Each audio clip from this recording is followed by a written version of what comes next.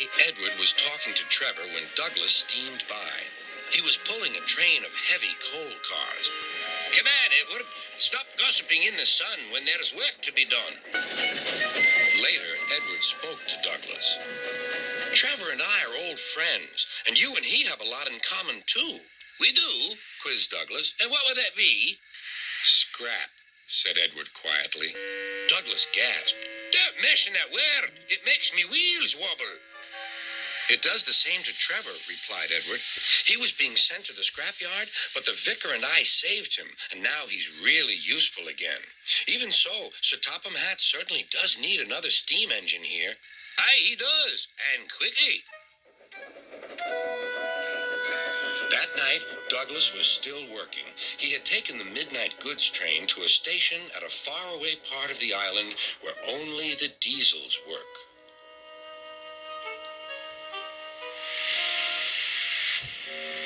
He was just shunting, ready for his return journey, when... "That sounds like a steam engine," he thought. The hiss came again.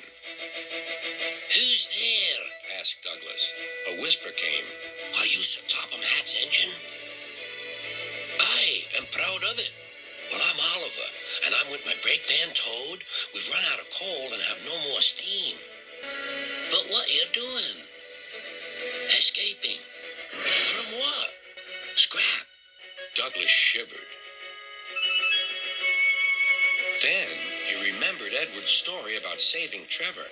"I'll be glad to help you. It'll have to look, though, as if you're ready for scrap and I'm taking you away." Their drivers and firemen agreed to help, too. Everyone worked fast. "No time to turn round. I'll run tender first. Come on."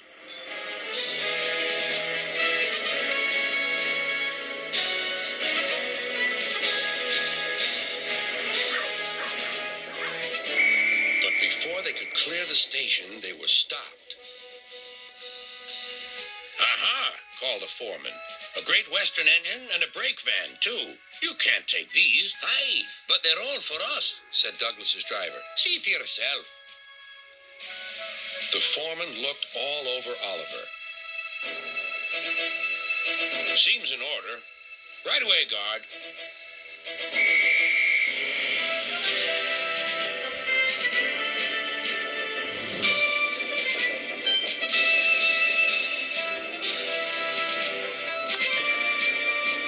"That was a near thing." "We've had worse," replied Oliver, and they forged ahead.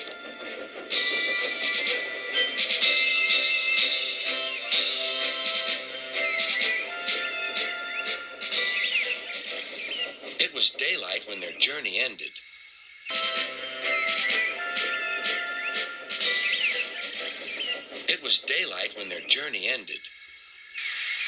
"We're home!" cried Douglas.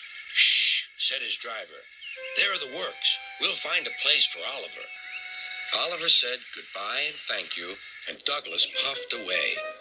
The next day, Douglas told the other engines all about Oliver. "Sir Topham Hatt will have to know," said Jane. "Douglas should tell him at once," added Gordon. "Well, here he is," said a voice. "Now, what's this all about?" "Beg pardon, sir, but we do need another engine." "Yes, sir," ventured Gordon. "A steam engine, sir." "Well, unless one is saved from scrap, there's little hope." "But, sir, one has." "Yes, indeed. And thanks to you, Douglas, he is now at our works. Oliver is just what we need for Duck's branch line." Everyone cheered. Now Oliver and Toad are mended and painted in full Great Western colors. Duck and Oliver are happy on their branch line. The others laughed at first and called it the Little Western. Duck and Oliver were delighted, and so the Little Western it will always be.